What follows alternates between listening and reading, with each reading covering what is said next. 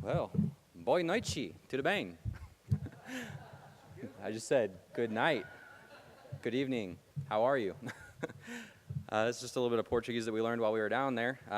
We knew little phrases here and there from Rosetta Stone on the computer, but we didn't know anything important. We knew how to say like fish or horse, stuff like that. And Pastor, I'm glad that I'm not the only one that says cement, okay? I've been getting made fun of for years by Autumn for saying cement, not cement. So I'm glad I'm not the only hillbilly around here. Yeah, I just started saying concrete. So. But just in case you guys aren't on Facebook or on the internet or any of that technological stuff, we have this handy dandy little book here that Autumn made up, and it's got all kinds of pictures from our trip. If anybody wants to take a look at that afterwards, just see Autumn or me, and we'll make sure that you get to see it. But got my handy dandy little notepad here. All right, so as we were preparing to go to Brazil, it costs a lot of money for 3 people to go to Brazil. We were expecting that, but we didn't know how we were gonna get the funds to go down there. And I had been working at Domino's Pizza when we were first trying to save to go on a missions trip, and barely making minimum wage at that job. So we were trying to save every penny that we can for school and for a missions trip. God blessed us last year. He gave me a job at FedEx, FedEx Freight in Chicago Heights, Illinois. And with that, I was making a lot more than what I was at Domino's, and I was able to save some money, but still it was nowhere near the $8,000 that we needed for all of us to go down there. And we started thinking, maybe I can just go. Maybe it would just be me, and then Autumn and Isabella can stay back, and I'll just go on the trip by myself. And we didn't want to do that, but we kind of started planning that way. But God blessed through my job at FedEx, right when we needed money to make the decision for either all 3 of us to go or just me to go. God gave me a promotion at work, and He made me an operations supervisor at FedEx and put me on salary, and I had the funds to make the initial payment for all 3 of us to go.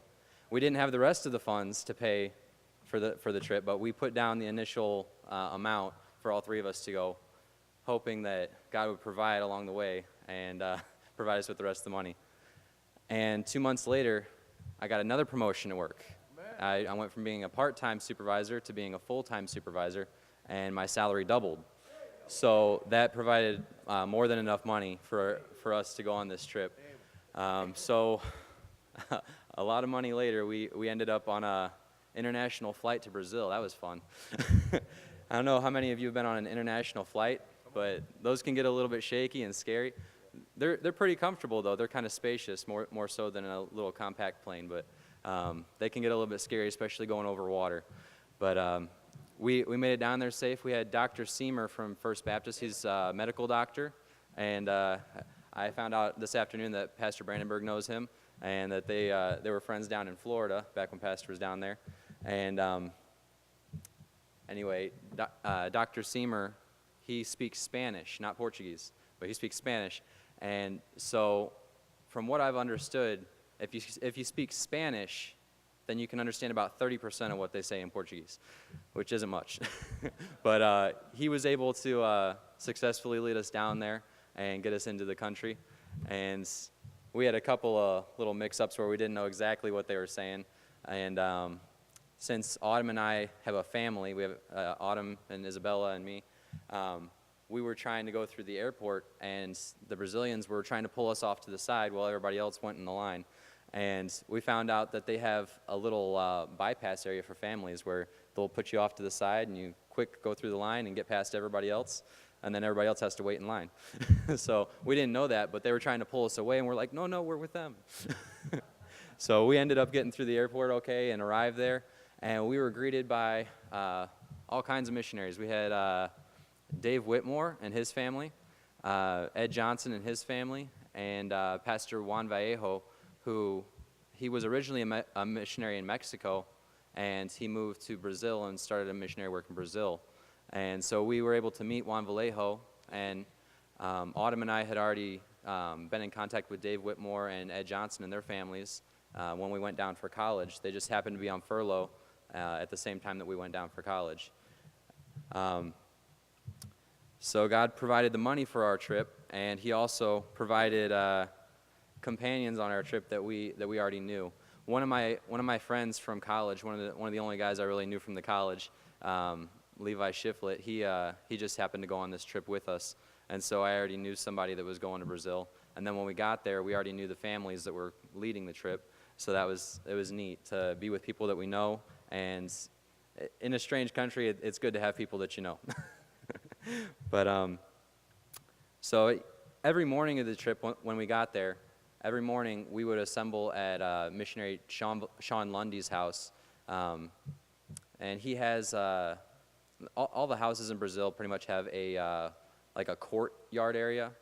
It's like an enclosed, gated-off courtyard area, and then a house, and then behind that they have another courtyard and then another house. So you and your neighbor pretty much share a courtyard area. And anyway, his front courtyard area, every morning we would assemble and have devotionals. And so that was neat, just to get together in the morning, have devotional time before we went out, and pass out gospel scriptures. They had put together the Bearing Precious Seeds ministry. It's a printing ministry. They distribute Bibles and different things to all over the United States and all over different countries, and just supply them with gospel tracts and Bibles and everything else that they would need for their service. And they printed up these special pamphlets, because we went in June during the World Cup, the FIFA World Cup, which is where all the countries of the world get together for a big soccer tournament. And they printed up these special pamphlets that had World Cup graphics on them, and they said Vitória across it, which means victory. And it had the Gospel of John and the Gospel of Romans in Portuguese, and then it had the Gospel in 13 different languages that are spoken widely throughout the world. And so we had these little nice-looking pamphlets that we were going to pass out, and they had boxes and boxes of them. And we had a toddler with us, so to make it interesting, we had a hiking backpack. It's not like one of those little baby straps that you see people walking around with around here. It's a big, heavy-duty Gander Mountain-ish type thing that you would find for hiking, and you can throw up to a 40-pound kid in the back. And so I had Isabella with me on my back, and we were hiking around the streets of Brazil, passing out these flyers and tracts and stuff. And we visited. Oh yeah. All right. So we were in Indiana preparing for the trip, and I had been talking to Dr. Seymour, who was leading the trip, about Isabella and how it would work with the trip. What's the best way to transport her in another country? And he said, well, my recommendation is that you get some sort of backpack that you can put her in to keep her on you, strapped to you. That way, for one, she doesn't get taken away by somebody while you're down there or lost in the crowd. Or for two, it's easier on you. Like if you're going up steps and stuff like that, you're not going to want a stroller. But he said the second option is you can get a stroller. And we started looking at like Gander Mountain and different things online, looking to see what the cost of one of these hiking backpacks would be. And they were around $200. And we're like, we're already paying a lot for the trip. That's kind of excessive. So we were going to get a bedpost for Isabella's bed, a rail to keep her in her bed at night. And we went to a little thrift store called Once Upon a Child that's in Indiana. And we were looking through the bedposts and everything, and I looked down on the floor, and underneath some of the bed railing, there was this green and black backpack thing, and I pulled it out and looked at it, propped it up. It had a little kickstand on the back of it. I set it up. It was exactly what we'd been looking at. It was a hiking backpack that you can put your toddler in, and it was $20. $20. So I paid 10% of what I would have, and so there's no possible explanation that I can find on why there would have been that backpack in this resale shop. I've never seen one of those in my life, and then all of a sudden it's there at a thrift shop. Well, thrift shops are probably the best place to go to get stuff that you've never seen before in your life. But anyway, when we were down there, we were walking the streets with this thing, and it was handy. It didn't tire me out or anything the whole time. I would go for like 8 hours a day with this thing on my back, and it was just comfortable, and it was the best possible thing that we could have had for the trip. But we visited 3 churches while we were down there. The first one was Sean Lundy's church. Sean Lundy was actually doing meetings outside of the country, and so he wasn't there the entire time. But we got to be at his church, and some of the college students got to stay at his house while he wasn't there.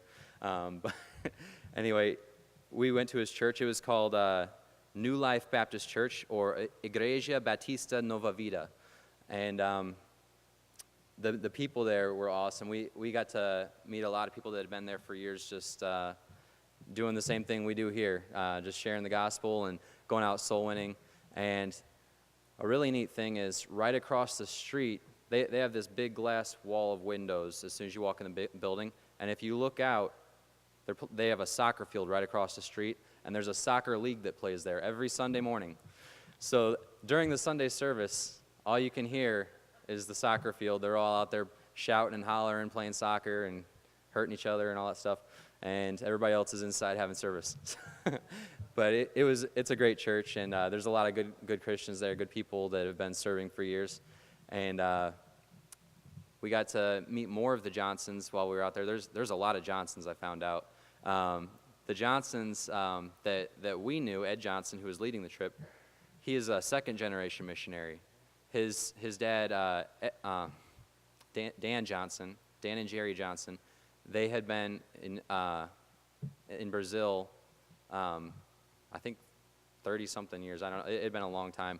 But Ed Johnson and his siblings, they were all raised in Brazil, and some of them are back in Indiana at First Baptist.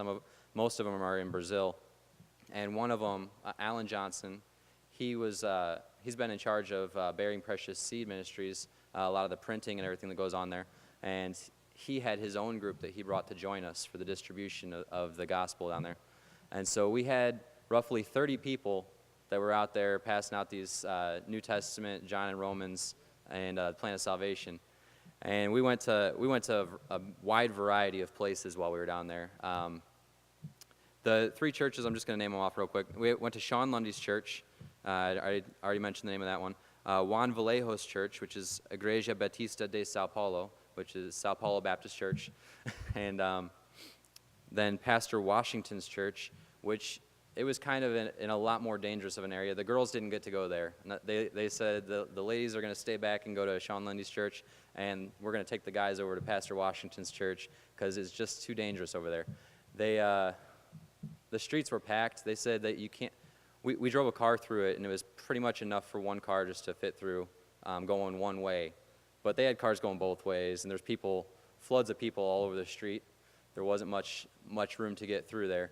And we were told that we had to turn off our headlights when we went through there because it was a big drug territory, and if you had your headlights on, they thought you were the cops. So it was a pretty dangerous area. But his church was pretty much just a garage that was in his home.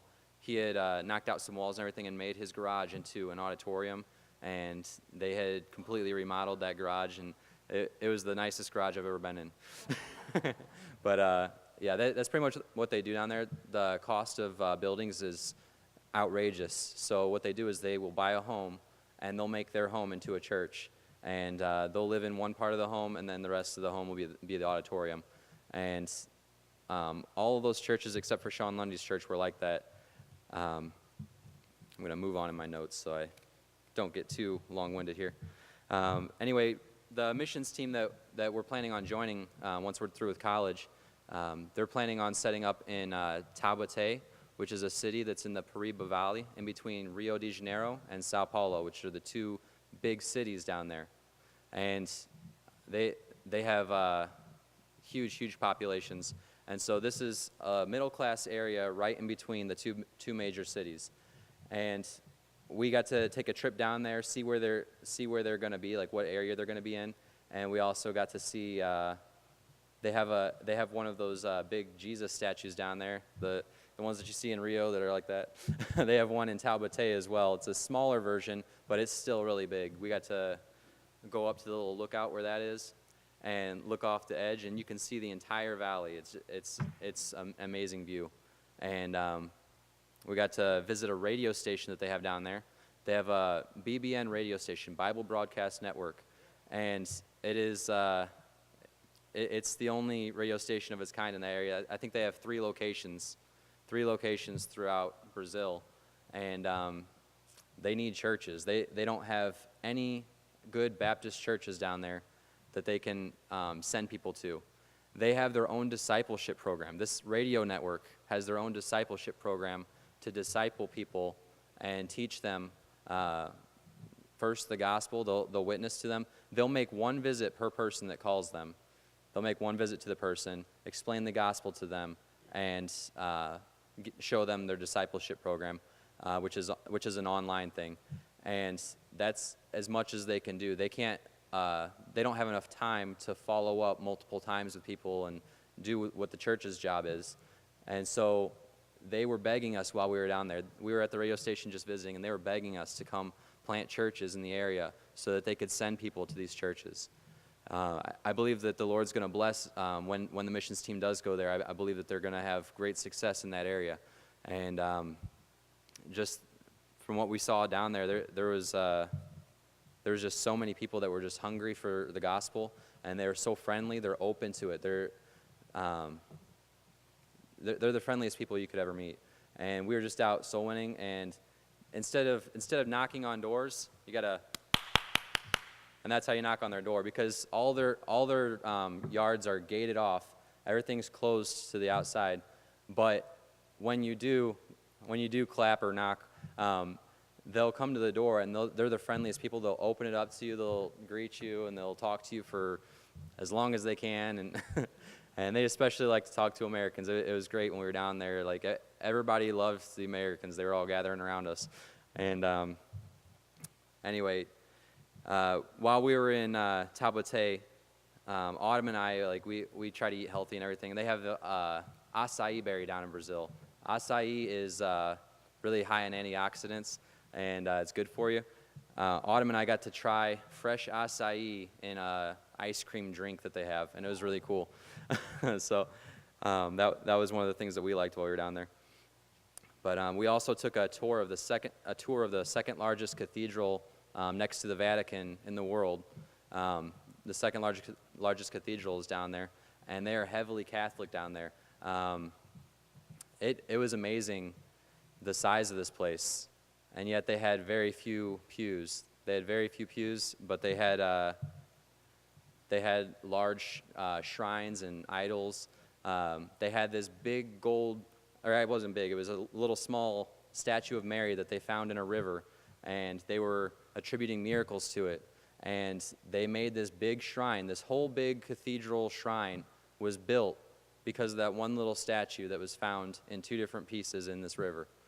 And man's imaginations can just go off and run wild sometimes when we don't have the Bible, when we're not around God's people. And they turned this into a big thing, and built this shrine where they can worship idols.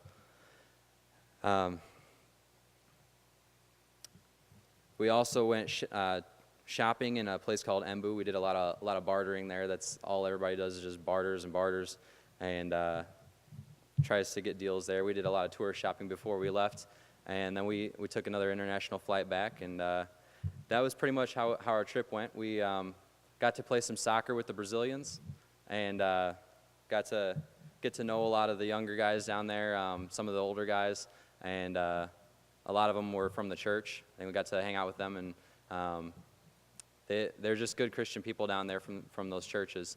And so we got to have a good time of fellowship playing soccer, and it was great. We also were able to go outside the World Cup and pass out those John and Romans. We ended up distributing 52,000 copies of the John and Romans. 30 people distributed 52,000 copies in about 10 days. And we saw, I believe, 30 people saved. And they had 244 people that followed up with those John and Romans booklets they had an online discipleship thing, and 244 people from 18 different countries, it's from 18 different states of Brazil and 9 different countries throughout the world. Those people all got on there and either commented on something or went through the discipleship program that they had. And it was just a great blessing to be a part of that. And I appreciate you guys giving me the time and the opportunity to speak to you guys. And like I said, I've got that booklet if anybody wants to come and see pictures of the trip.